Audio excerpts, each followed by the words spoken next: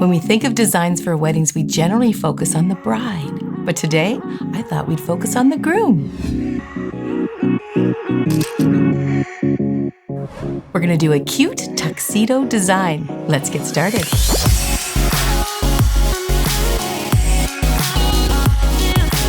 So I'm going to paint the tuxedo in a black. So I just have to consider what base color I'm going to use.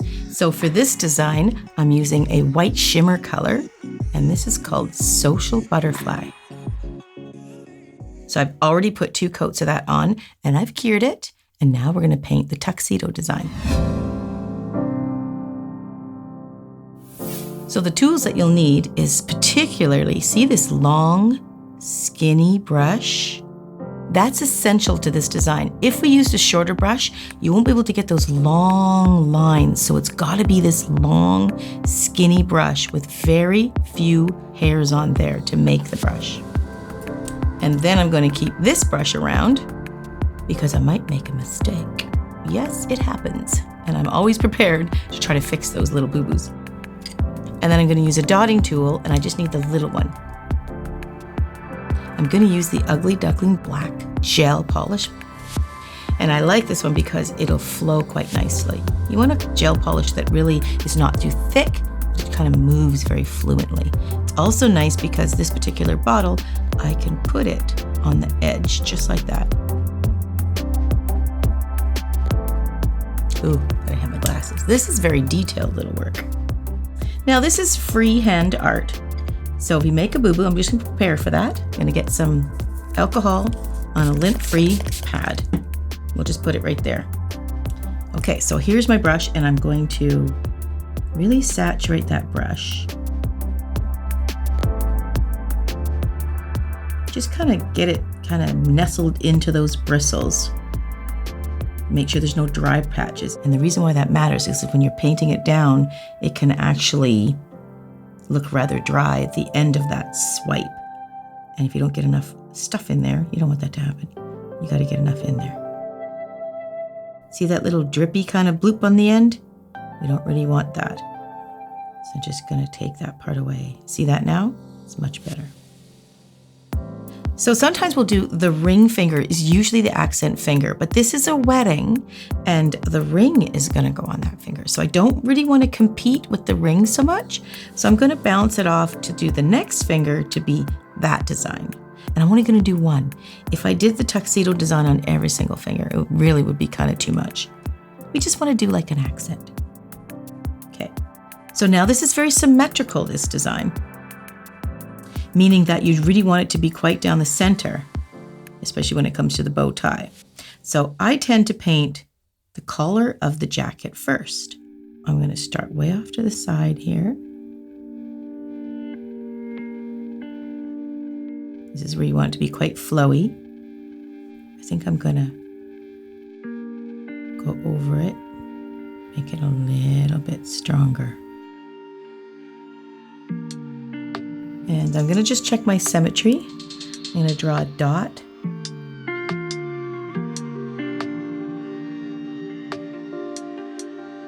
So that little dot is just showing my starting point because when I'm doing it in this direction, I'm losing my symmetry, like the exact lining. So I'm just gonna use that.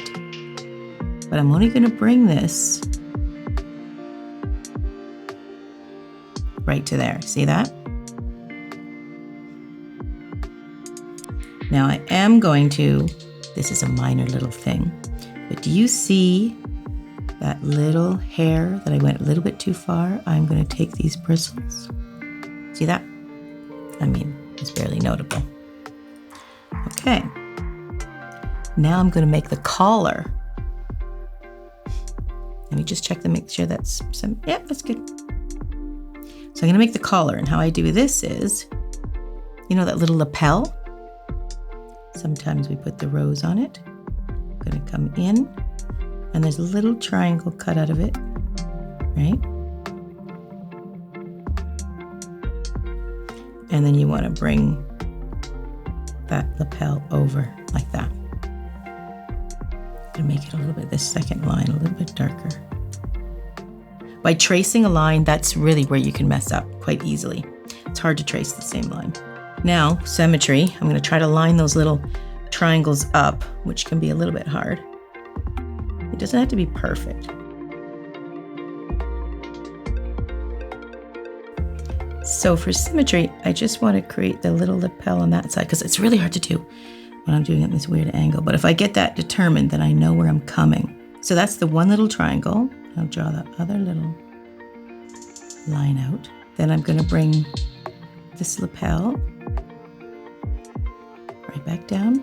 Man, that's tiny detail. I know. And then it's really much easier on a client, I will be honest with you. And then I'm going to bring this one like that. Okay? You can see the little suit jacket forming, can't you? Can you see that? It's coming. Look at that. It's very nice. It's cute, it is. Okay. Now this is where you really want to be quite symmetrical.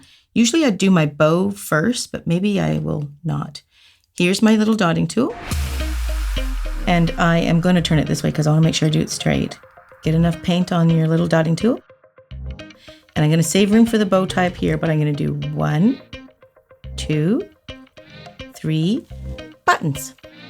That really starts to make it look like a little bow tie now, doesn't it? Okay, so this I can do upside down. You can do this with acrylic paint. You can do this with nail polish. I'm just using it with gel paint. So you can get a little brush like this at the art store too, if you like. Okay, so now we're gonna draw the bow. I'm gonna do a bow tie in this case. And it really is basically, for the ease of it, just a triangle, okay? So just draw the outline of a triangle and then basically color it in. There you go. You got one little bow tie on that side.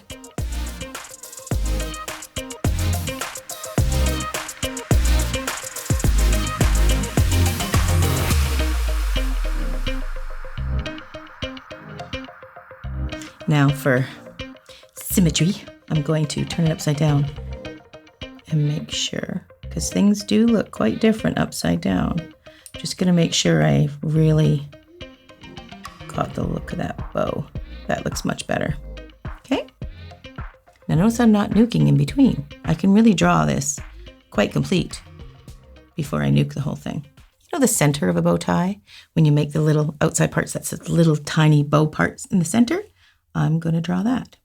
Now those can be kind of square or they can be kind of round. I'm going to kind of do a bit of both. It's ground. Okay, yeah.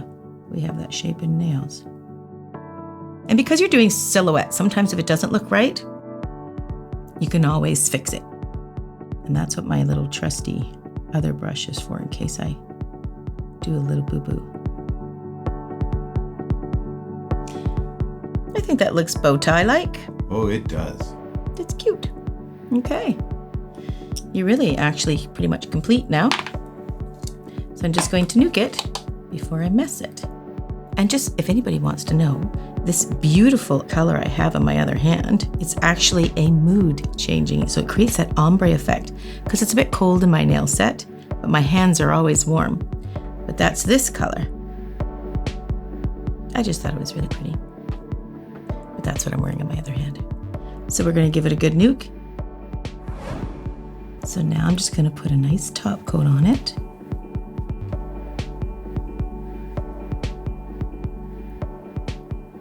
Now, if you're doing this for a bride who, let's say, is wearing a different colored wedding dress, or if the groom's lapels or bow ties or cummerbunds are a specific color to match her bouquet or something in the wedding bouquet or flowers or dress, or something that's matching in the wedding party, like the dresses from the bridesmaids or the flowers or the cummerbunds, you can change the bow tie or anything you want. You could even fill in the lapels of the suit jacket, the black color.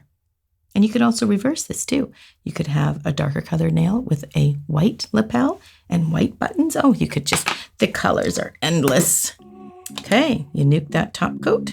It's a very simple, quick little wedding design. You could even do like a pink color with a silver lapel and silver bow tie. That would be pretty too. It just depends on how much she wants it to be seen. I think now's the time when we take this out, we can check out the reveal shots. Take a look.